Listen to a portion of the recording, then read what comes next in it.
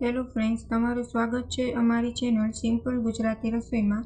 તો આજે આપણે બનાવવાનો છે એકદમ નવો નાસ્તો। જો આ નાસ્તો તમે બનાવશો ને તો કચોરી અને સમોસાને પણ ભૂલી જશો, તેટલો ટેસ્ટી બનીને તૈયાર થાય છે। તો અહીં નાસ્તો બનાવવા માટે એક બર્તન લઈ લીધું છે। હવે તેમાં 1 ચમચી તેલ અને 1 ચમચી આખું જીરું એડ કરી દીધું છે। હવે એક બાઉલનું માપ લઈ લીધું છે, તે જ બાઉલના માપથી મેં 1 બાઉલ પાણી એડ કરી દીધું છે અને અંદર સ્વાદ અનુસાર મીઠું એડ કરી દીધું છે। હવે આ પાણીને આપણે 1 મિનિટ સુધી ઉકાળી લઈશું। પાણી ઉકળી જાય ત્યાર પછી જે બાઉલના માપથી પાણી લીધું છે તે જ બાઉલના માપથી આપણે રવો લઈ લીધો છે। હવે પાણી 1 મિનિટ સુધી ઉકળી ગયું છે। હવે તેમાં આપણે રવો એડ કરી દીધો છે અને તેને 2 થી 3 મિનિટ સુધી તેને હલાવીને આપણે એકદમ સ્ટફન તૈયાર કરી લઈશું। આ નાસ્તો એટલો ટેસ્ટી બનીને તૈયાર થાય છે ને કે બાળકો આ જ નાસ્તો બનાવવાની વારંવાર ડિમાન્ડ કરશે, તેટલો સરસ ટેસ્ટમાં બનીને તૈયાર થાય છે। તો તમે જોઈ શકો છો આપણો રવો છે તેને પાણી છે તે બધું જ અવસવ કરી લીધું છે।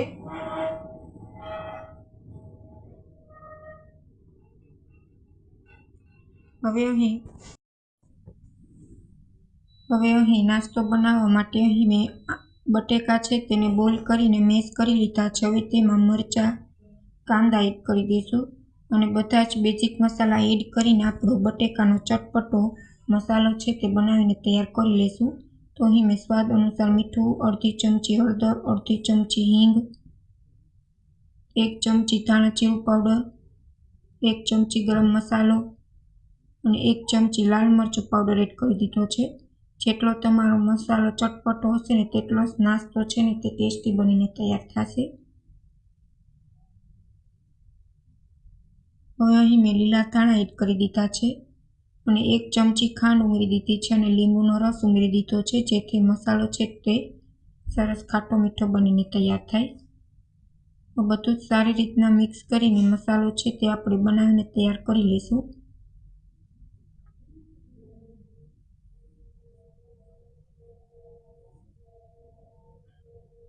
અહીં આપણું બટેકાનું સ્ટફન છે તે તૈયાર થઈ ગયું છે। હવે આપણે નાસ્તો બનાવી લઈશું।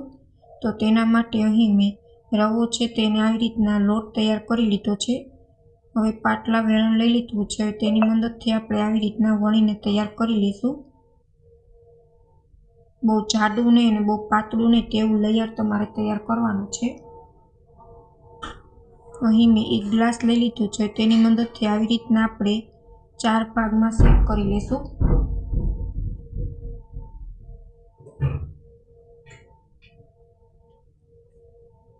તો અહીં મેં 4 ભાગમાં શેપ તૈયાર કરી લીધા છે। તમે જોઈ શકો છો બહુ જાડા નહીં અને બહુ પાતળા નહીં તેવા તૈયાર થયા છે।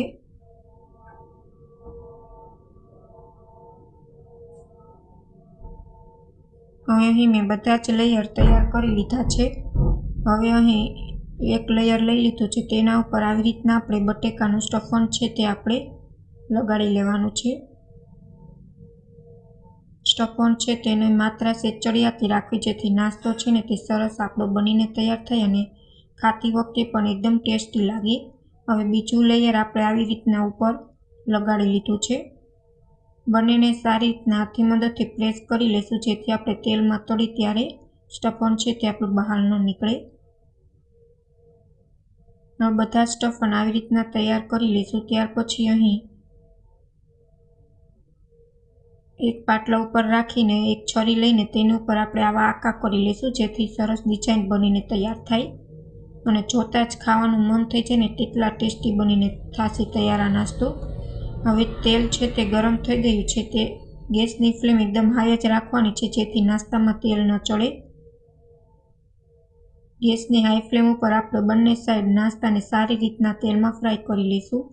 જો તમને અમારી રેસીપી ગમે તો ચેનલને લાઇક કરજો, શેર કરજો અને સબસ્ક્રાઈબ કરજો અને કમેન્ટમાં જરૂર કમેન્ટ કરીને જણાવજો કે તમને અમારી રેસીપી કેવી લાગી। તો અહીં બંને સાઈડ બ્રાઉન થાય ત્યાં સુધી નાસ્તાને મેં ફ્રાય કરી લીધો છે। તો આપણો એકદમ ચટપટો ઇન્સ્ટન્ટ ફક્ત 15 જ મિનિટમાં નાસ્તો છે તે બનીને તૈયાર થઈ ગયો છે। Thank you for my watching video.